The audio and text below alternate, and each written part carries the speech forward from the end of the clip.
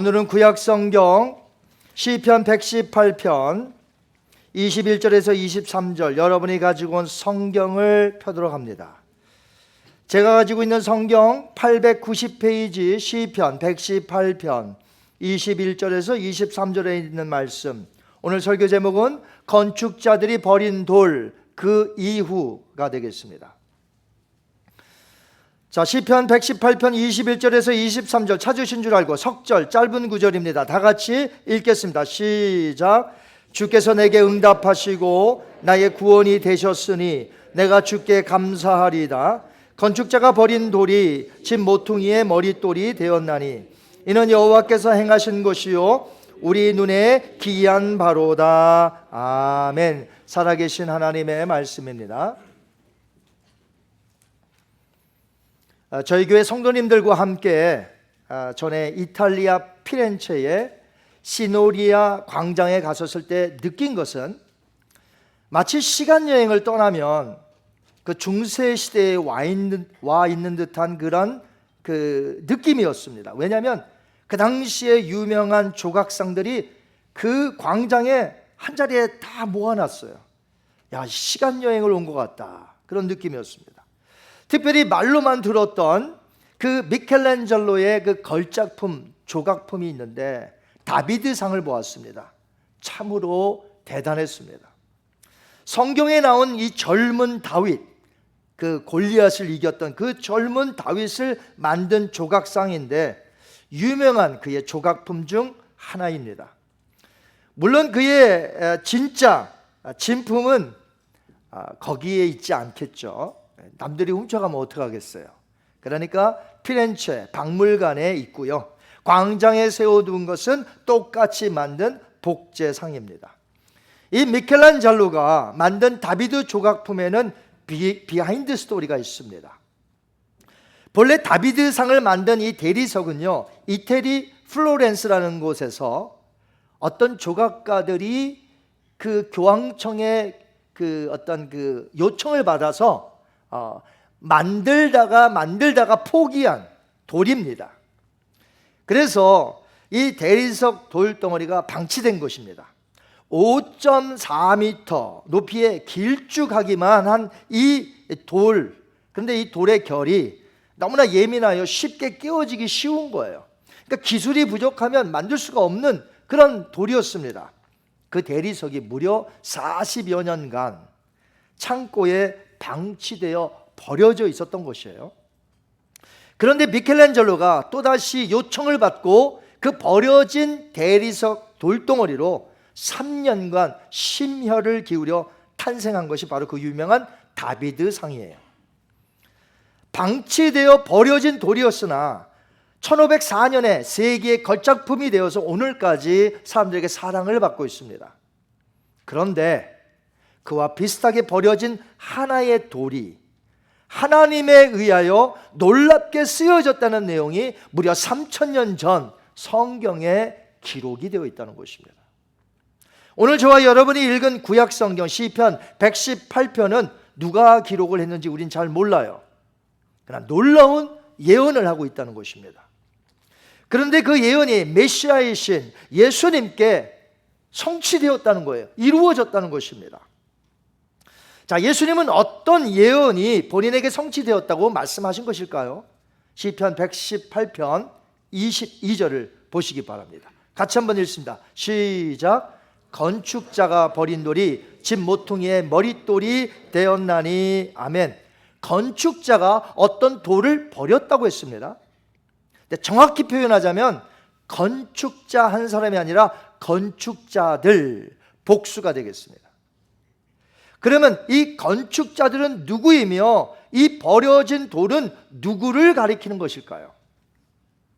예수님께서 이 땅에 오셨을 때에 팔레스타인 땅에는 아브라함의 후손들로서 유대교에 속한 하나님의 백성들이 있었습니다. 그런데 유대교에는 지도자들이 있을 거 아니에요? 근데 유대교의 지도자들은 누구냐면 제사장, 바리새인, 사두개인, 서기관들, 그리고 랍비들이 있었습니다. 그들 대부분은 이 권력이 있었어요. 이 권력을 유지하기 위하여 욕심으로 무너지지 않는 자기들의 큰 영적인 탑을 쌓아가고 있었습니다. 그런데 문제는 뭐냐 하면 예수님의 가르침이 그들에게 큰 방해가 되었다는 것이에요. 예수님이 걸림돌이 된 거예요. 그래서 예수님의 가르침에 매번 어게인스트 하는 겁니다. 막 따지고, 그리고 틈만 나면 모여서 뭐 하냐면 저 사람 그냥 두어서는 안 되겠다. 저 나사렛 예수를 죽여야 우리의 권력이 유지되겠다. 이렇게 생각을 한 것입니다. 사도 요한이 이제 나중에 요한복음을 쓰는데 예수님을 따라다닐 때는 아주 나이가 어렸어요. 그런데 나중에 요한복음을 쓸 때는 나이가 많았습니다. 그때 요한복음을 기록할 때에 유대인들이 예수님을 버린 것을 이렇게 묘사했어요. 한번 보겠습니다. 요한복음 1장 10절과 11절 말씀 시작. 그가 세상에 계셨으며 세상은 그로 말미암아 지은 바 되었으나 세상이 그를 알지 못하였고 자기 땅에 오매 자기 백성이 영접하지 아니하였으나. 아멘. 자, 백성들도 유대교 지도자를 따랐을 거 아닙니까? 백성들은 지도자들을 따르잖아요. 그러니까 지도자가 예수님을 버렸으니까 이 백성들도 예수님을 버릴 거 아닙니까? 결국 요한의 표현에 의하자면 예수님을 알지 못했다, 예수님을 영접하지 않았다가 뭐예요? 곧 버렸다는 것이에요. 예수님을 버렸다, 리젝션 했다는 것이에요. 여러분, 예수님이 누구이십니까? 예수님은 하나님이 이 땅에 보내주신 유일한 구원자가 되심을 여러분 믿으시기 바랍니다. 유대인들은 예수님을 거부했습니다. 끝내 그래서 어떻게 했죠? 로마의 총독의 손을 빌려서 십자가 형틀로 죽게 만들었습니다. 유대인의 법에는 돌로 쳐서 죽일 수는 있어요. 그 정도까지는 로마 제국에 허락 없이 할 수 있어요. 스데반도 죽지 않았습니까? 돌 맞아서. 그런데 그들의 계획은 뭐예요? 돌 맞아 죽으면 안 돼요. 예수님은 어떻게 죽어야 돼요? 나무 십자가에 죽어야 돼요. 왜냐하면 구약에 나무에 달린 자마다 저주받은 자라고 했기 때문에 아무도 그를 믿고 따르지 않게 하기 위해서 로마 총독의 손을 빌려 그들의 고난이 필요하거든요. 십자가 형벌은. 그래서 끝내 죽인 겁니다. 그게 버렸다는 것이에요. 물론 사람들에게 이 버려질 것이 구약 이사야서에 이미 예언되어 있습니다. 한번 볼까요? 이사야서 53장 3절 말씀 시작. 그는 사람들에게 멸시를 받아 버림받았으며. 자, 이제 예수님의 마지막 한 주간 때예요. 유대교 지도자들이 예수님께 찾아옵니다. 그러면서 막 따집니다. 도대체 당신이 무슨 권한으로 성전을 청결하고 이렇게 율법을 함부로 깨트리느냐. 물론 자기들의 입장에서 봤을 때 예수님이 율법을 깨트린 것으로 보았지만 예수님은 율법을 깨트린 게 아니에요. 율법을 완성하러 오셨죠. 그때 예수님은 그 따지는 유대교 지도자들에게 포도원 농부 비유를 말씀하십니다. 그러면서 시편 118편 오늘 읽은 22절 23절을 자신에게 적용합니다. 자, 이제 한번 읽어볼까요? 마태복음 21장 42절에서 46절 좀 깁니다만 우리 한번 다 같이 읽어보겠습니다. 시작. 예수께서 이르시되 너희가 성경에 건축자들이 버린 돌이 모퉁이의 머릿돌이 되었나니 이것은 주로 말미암아 된 것이요 우리 눈에 기이하도다 함을 읽어본 일이 없느냐. 그러므로 내가 너희에게 이르노니 하나님 나라를 너희는 빼앗기고 그 나라의 열매를 맺는 백성이 받으리라. 이 돌 위에 떨어지는 자는 깨지겠고 이 돌이 사람 위에 떨어지면 그를 가루로 만들어 흩으리라 하시니 대제사장들과 바리새인들이 예수의 비유를 듣고 자기들을 가리켜 말씀하신 줄 알고 잡고자 하나 무리를 무서워하니 이는 그들이 예수를 선지자로 알미더라. 아멘. 그들이 이제 곧 자신을 십자가 형벌로 죽이려고 하는 것을 이미 예수님은 아셨죠. 그래서 구약 성경을 인용한 것입니다. 그러니까 이 비유를 통해 말씀하신 것은 돌을 버린 건축자들은 유대교 지도자들이었고 그들이 버린 돌은 누구냐면 바로 나사렛 예수, 메시아 되신 예수님이었다는 거죠. 자, 그들은 더 견고한 자기들의 권력이 있는 이 유대 종교의 탑을 세우고자 거치는 돌이 되는 이 예수님을 죽임으로써 버렸다는 것입니다.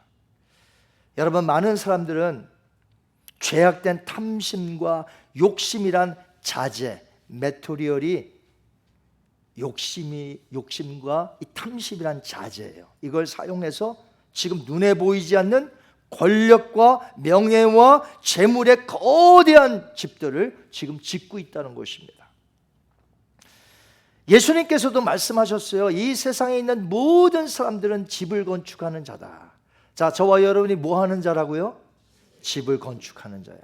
여러분이 그걸 믿든 믿지 않든 상관없어요. 예수님이 하신 말씀은 너희들은 집을 짓는 자인데 어리석은 건축가가 될 것인지 아니면 지혜로운 건축가가 될 것, 이것뿐이 없는 거지 모두가 다 집을 짓는다는 것이에요. 그렇다면 여러분은 지금 어떤 집을 짓고 있나요? 세상 사람들은 지금 어떤 집을 짓고 있죠? 불행히도 수많은 사람들이 지금 욕심이라는 자재를 가지고 사용합니다.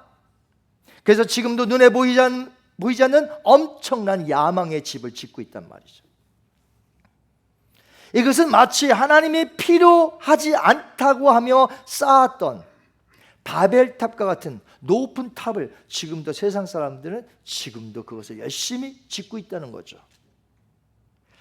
그것들이 자신들을 영원히 지켜줄 줄 아는 것이에요. 하지만 그것은 큰 착각입니다. 그 집은 무너지게 되어 있다는 것이. 사람들이 왜 예수님을 받아들이지 않는 줄 아세요? 자신들이 욕심에 의하여 건축하는 집에 불편한 것이 예수님의 의로운 가르침이었다는 것이.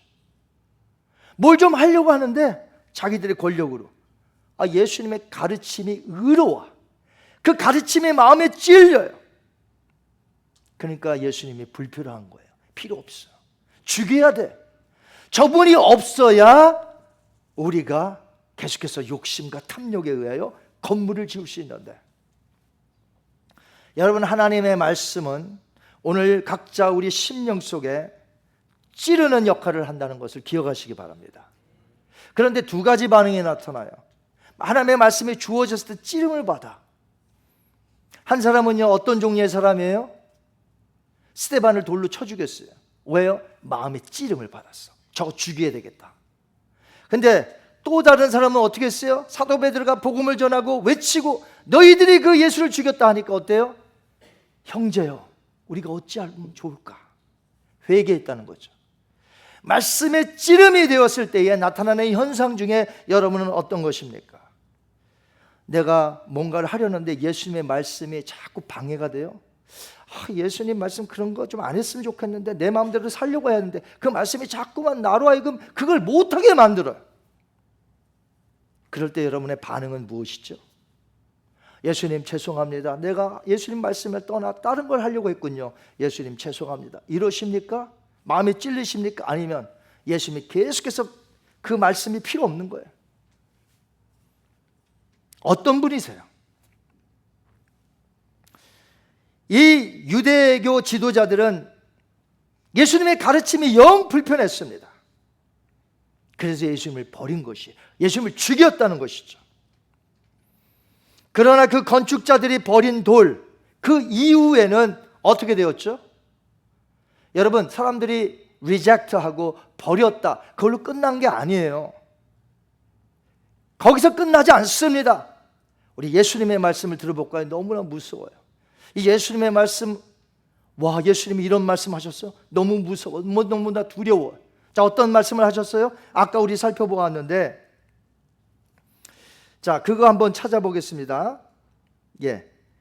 우리 예수님께서 우리로 하여금 어떤 말씀을 하셨는가, 이 두려운 말씀을 우리에게 주셨는데, 자, 그러면 그 전에 먼저 우리가 알아야 될 것이요, 하나님께서 이 사람들로부터 버려진 돌이 어떻게 하나님이 놀랍게 사용하셨는가, 이걸 먼저 우리가 알아야 되는데, 아까 우리 읽은 시편 118편 22절 23절 한번 다시 한번 읽어봤으면 좋겠어요. 시작.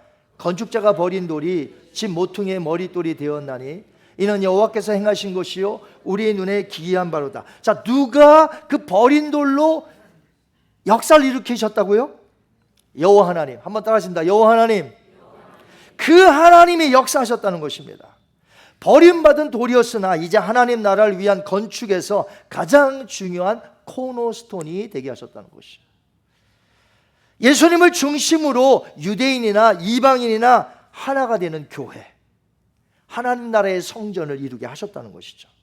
그래서 바울도 에베소 교회에게 이렇게 말씀했습니다. 에베소서 2장 20절에서 22절 말씀 한번 읽습니다. 시작. 너희는 사도들과 선지자들의 터 위에 세우심을 입은 자라.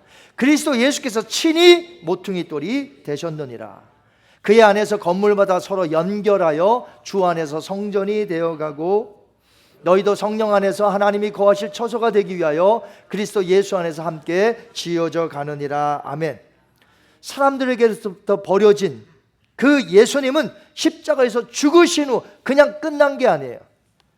여러분, 유대교 지도자들이 예수님이 십자가에서 죽으셨을 때, 야, 이제 우리의 승리다, 이제 다 됐다. 왜냐하면 우리의 생각에는 사람이 죽으면 끝이라고 생각하잖아요. 그 사람은 죽었대. 아유, 나를 괴롭히던 사람 그 죽었어? 이제 다 끝났네. 그런데 여러분, 부활이 있다는 것이에요. 하나님의 심판이 있다는 것이에요. 그러므로 예수님께서 십자가에서 죽으신 후 무덤에 그대로 있는 것이 아니라 하나님께서 그를 살려주셨다는 것이에요. 그래서 구속을 이루시고요, 이제 그 피를 통하여 유대인과 이방인들이 함께 하나가 되어 하나님 나라를 지금 세워가고 있다는 것입니다. 이것이 하나님의 위대한 일이시며 이것은 우리의 눈에 정말 기이한 일인 것이에요. 여러분, 모퉁이의 머릿돌이 무엇이에요? 서로 맞닿는 두 벽을 연결하는 아주 중요한 역할을 하는 것이죠. 집을 짓는데 없어서는 너무나 안 되는 돌이 바로 모퉁이 머릿돌이라는 것입니다.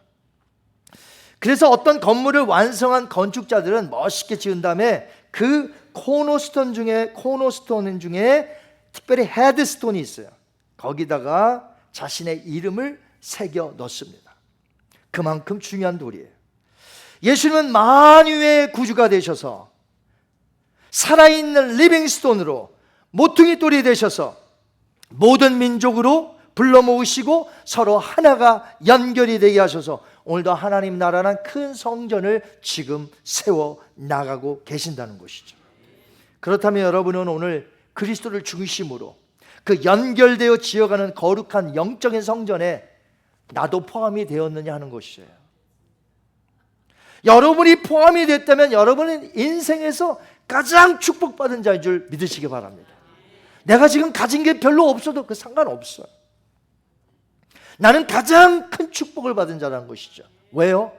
그 하나님의 성전 프로젝트 안에, 영적인 프로젝트 안에 내가, 내 가족이, 우리가 포함되어 있다는 게 이 놀라운 축복이라는 것이죠. 그런데 예수님을 배척함으로 버린 사람이 너무나 많지 않습니까? 그 사람들은 어떻게 될까요? 우리가 지금 피부 색깔이 다르고 사용하는 언어가 다를지라도 우리가 함께 하나님의 성전을 지어가는 멤버가 되었다는 것은 너무나 감사한 일이죠. 그러나 예수님을 배척하고 예수님을 버린 자의 결말은 어떨까요? 그냥 버렸으니 끝날까요? 아니에요. 조금 전에 우리 예수님께서 하신 말씀 한번 봅니다. 마태복음 21장 44절, 너무나 두려운 말씀. 시작. 이 돌 위에 떨어지는 자는 깨지겠고 이 돌이 사람 위에 떨어지면 그를 가루로 만들어 흩트러 하시니라. 아멘. 어떤 사람들이 그렇게 가르칩니다. 하나님은 사랑이십니다. 예, 사랑이시죠. 근데 하나님은 사랑이시기 때문에 절대로 죄인들 아무도 지옥에 보내지 않으십니다. 자, 이것은 하나님이 보낸 선지자가 아닙니다. 하나님이 보낸 설교자가 아닙니다. 그는 거짓, 악에 속한 자라는 것이. 오늘 본문 말씀에 보니까 예수님이 직접 말씀하셨습니다. 돌 위에 떨어지는 자 깨지겠고 이 돌이 사람 위에 떨어지면, 자, 이 돌은 누구죠? 예수 그리스도. 예수 그리스도 사랑이 많으신 줄 알았는데 사랑이 많으시죠. 그러니까 지금도 기다리시면서 오라고 하시는 거 아닙니까? 말할 수 없는 큰 죄인들이 누구든지 어떤 죄를 범했는지 상관없어요. 지금 말씀에 초청을 받고 그 마음의 문을 열고, 주님 제가 죄송합니다, 나를 용서해 주세요, 예수님을 나의 구세주로 받습니다 하면 누구든지 오늘 영생을 얻는다는 것이죠. 우리 예수님은 사랑이 많으신 하나님. 그러나 기간이 있다는 거예요. 여러분, 캔 같은 깡통 맛있죠? 근데 이거 뭐가 있어요? 유통기한. 유통기한이 지나면 이거 버려야 돼요, 말아야 돼요? 버려야 돼요. 여러분, 얼마 전에 제가 신문 봤는데 어떤 사람이 화장품을 아끼고 쓰다가 이게 익스파이어 된 지도 한참 됐는데 그거 아끼고 또 썼나 봐. 그러니까 얼굴이 막 난리가 났어. 화장품도 유통기한이 있어요. 모든 게 다 유통기한이 있어요. 우리 예수님은 지금 기다리십니다. 돌아오려는 거죠. 하지만 그 때가 있다는 것입니다. 마지막 때. 그때가 언제예요? 예수님 다시 오시는 때, 혹은 내가 먼저 죽는 그날.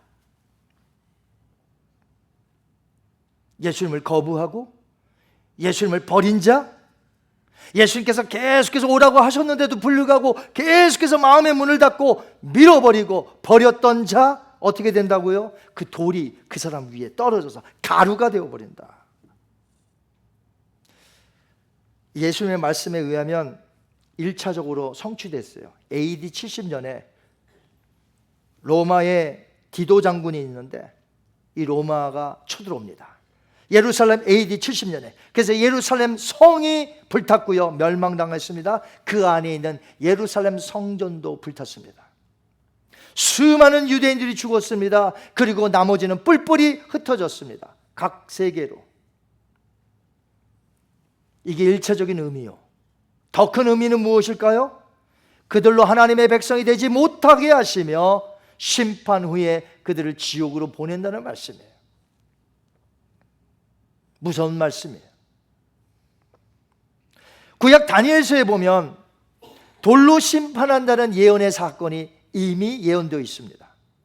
바벨론 느부갓네살 왕의 꿈속에 꿈을 꿨는데 꿈이 뭔지를 기억이 안 나. 그래서 모든 그 술객들 불러다가 내 꿈을 알아맞히라는데, 아니 꿈 얘기도 안 하고 해석해 달라는 거예요. 그때에 다니엘에게 하나님의 영이 임하고 다니엘이 해석해 준다고 그래요. 하나님께서 해석해 주는데 느부갓네살 왕이 꿈을 꾼 것은 무엇입니까? 큰 광천하는 큰 신상을 봅니다. 바벨론에서부터 시작하여 그 후로 나타날 모든 여러 제국들을 이야기하는 것이에요. 바벨론, 메데파사, 헬라, 그리고요 로마 제국, 그리고 마지막에 나타날 강국 열왕들.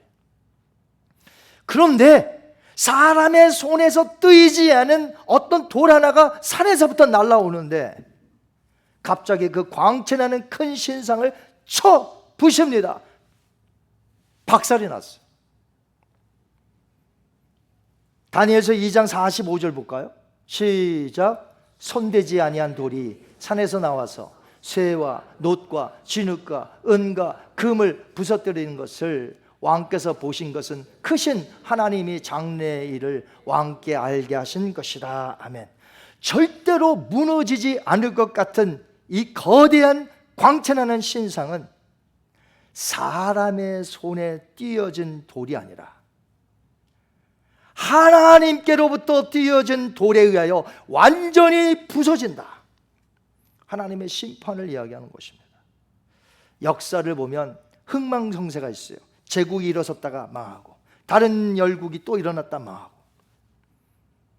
영원하지 않아요. 역사를 주관하시는 하나님의 손에 달려있는 거죠. 또한 그 사람이 유대인이든 이방인이든 예수님을 계속해서 거부하여 버린 자들에게는 큰 심판이 임하게 될 것을 성경은 계속해서 말하고 있습니다.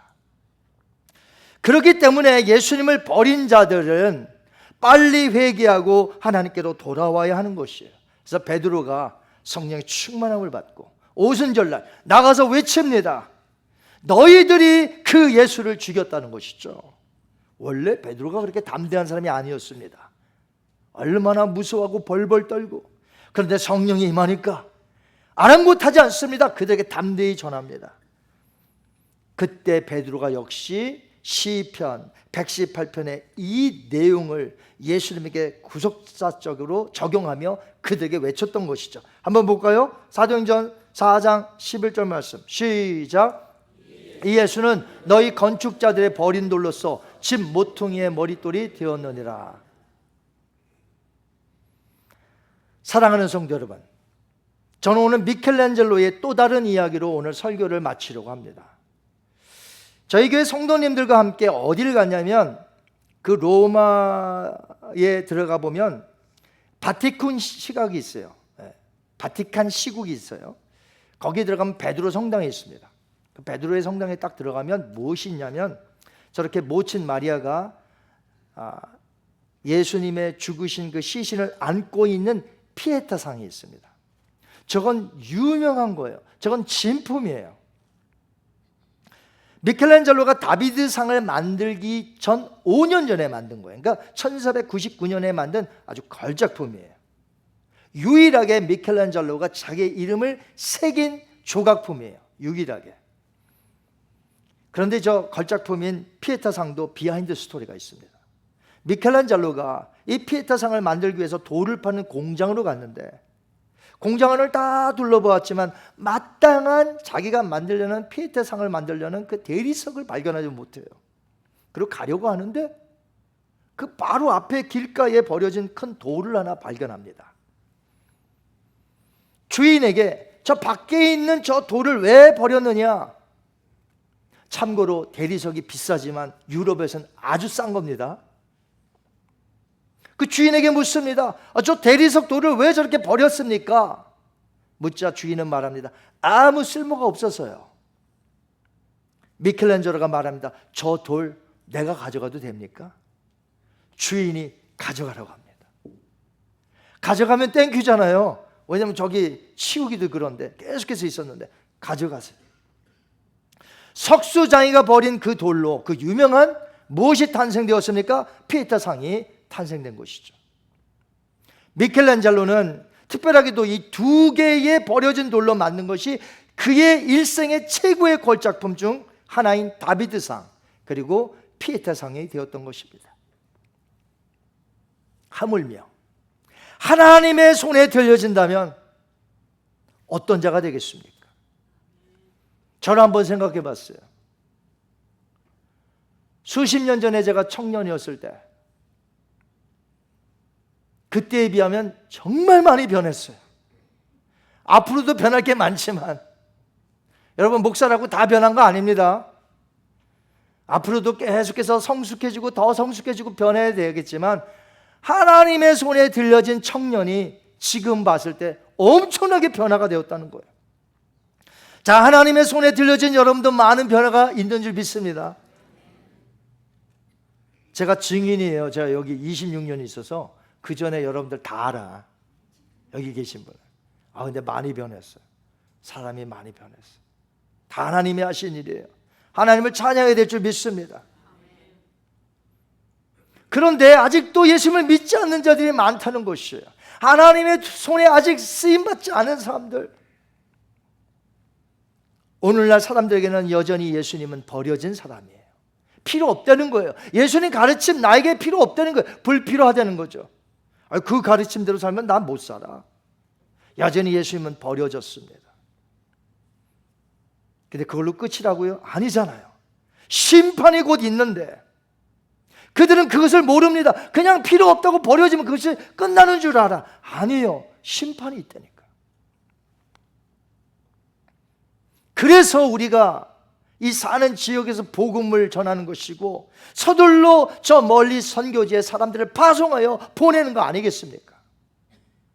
예수님을 마치 버려진 돌처럼 필요 없다고 여기는 그들에게 우리가 찾아가서 예수님은 버려질 돌이 아니라 이 세상에서 가장 보배로운 리빙스톤, 코너스톤, 우리의 락, 반석이 되십니다라고 가르쳐야 되지 않겠습니까?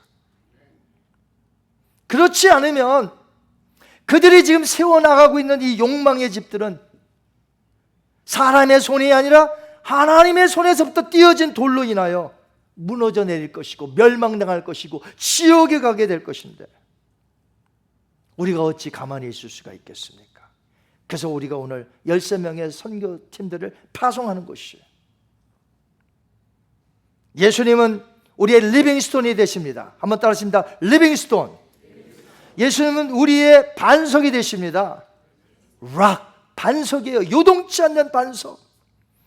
그 다음에 예수님은 우리를 서로 하나가 되게 묶어주시고 연결시켜 주시는, 따라하신다, 코너스톤. 자, 예수님은 우리의 리빙스톤, 코너스톤, 영원하신 이터널 락. 그 예수님께 감사하시기 바랍니다. 그 예수님이 우리를 파송합니다. 우리로 하여금 가라 하십니다. 이 지옥으로 보내시고 전 세계로 보내셔서 심판받아 마땅할 그들에게 더 이상 그곳에 머물지 않고 우리처럼 그리스도 안으로 들어오라고, 같이 영생을 얻을 수 있도록 우리가 이 복음을 전하시는 우리 교회 여러분 되시기를 주님의 이름으로 축원합니다. 다 같이 눈을 감겠습니다. 오늘 주신 말씀을 생각하면서 기도합니다. 우리 예수님은 우리의 코너스톤, 헤드스톤이 되십니다. 그리고 리빙스톤이 되십니다. 산돌이십니다. 우리의 영원한 반석, 이터널 락, 영원한 반석이 되십니다. 우리 예수님만이 우리의 삶의 주인공이십니다. 주인이 되십니다. 그 안에 포함되어 있다는 것에 감사하시고 감격하시고 하나님 앞에 영광 돌리시고, 이 돌이 떨어져 가루가 될 사람들 불쌍히 여기셔서, 주여, 우리가 물질을 투자하고 시간을 투자하고 우리에게 눈물을 투자해서 우리가 보지 못한 영혼들이지만 그 영혼들을 구원하기 원합니다. 하나님, 우리를 사용하여 주옵소서. 우리 교회를 사용하여 주옵소서. 이 시간 다 같이 기도하시겠습니다. 자비로우신 아버지 하나님, 감사합니다. 오늘도 주님께서 우리와 함께 하십니다. 주여, 하나님 돌봐주시옵소서. 주님 인도하여 주시옵소서. 하나님, 우리가 예수 그리스도를 중심으로 하나님의 크신 영적인 성전을 지어가게 하신 거예요. 감사합니다. 오 주님, 우리는 이처럼 보배로운 존귀한 자가 되었는데 아직도 예수를 거부하며 예수를 버린 자들은 이제 곧 심판을 받게 될 텐데, 하나님, 그 전에 우리가 찾아가기 원합니다. 우리가 가서 그리스도의 사랑을 전하며 그리스도의 복음을 전하기 원합니다. 하나님 함께하여 주옵소서.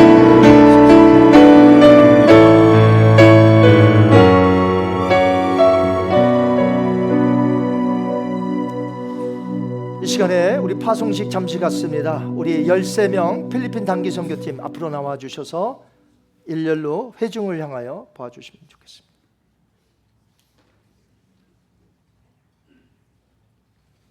예, 우리 단기 선교팀 나와 주실까요?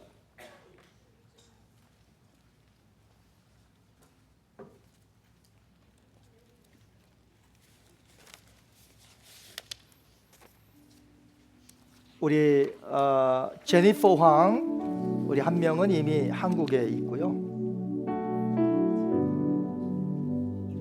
예, 이쪽으로 조금, 예. 예.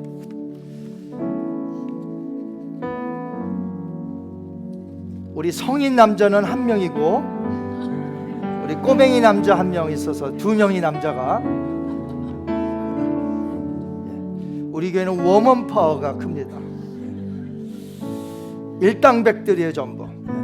네, 일당백들. 자, 우리 이 시간에 우리 강 목사님이 이쪽으로 나와주시고, 제가 파송장을 읽어서 전달하면 우리 강 목사님이 인솔자로서 답사를 해주시면 되겠습니다.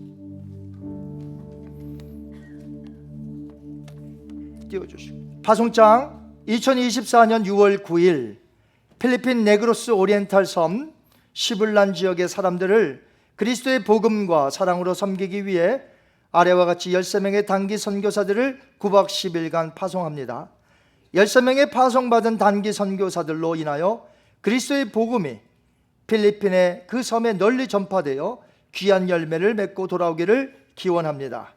팀 리더 강지무, 팀 멤버 강지수, 강소영, 박희진, 방성자, 심은지, 유엘림, 황지유, 에비, 올리비아, 유라, 강루아, 강루엘. 잘 감당하시고 오시기 바랍니다. 승리하시고요.